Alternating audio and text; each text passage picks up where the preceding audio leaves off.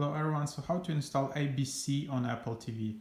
So just go with your remote to this App Store icon and then you need to go to search. As you can see here, I'm just going to search, or you can go to top apps because ABC is pretty like a popular app, but anyways you can just search for ABC. There you have it, and you have ABC News, ABC Live TV. So just click on that and then you will see either Get on the left or just a cloud icon in case you already downloaded it. And then just start downloading and you will see progress on the left.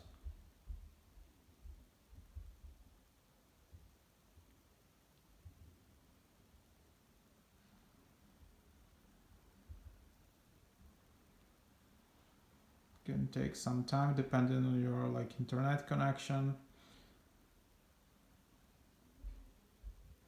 And then just click open and there you have it. You will just need to log in to your ABC app with your account. So that's how it works, and you can find it on your home dashboard just with ABC app. There it is.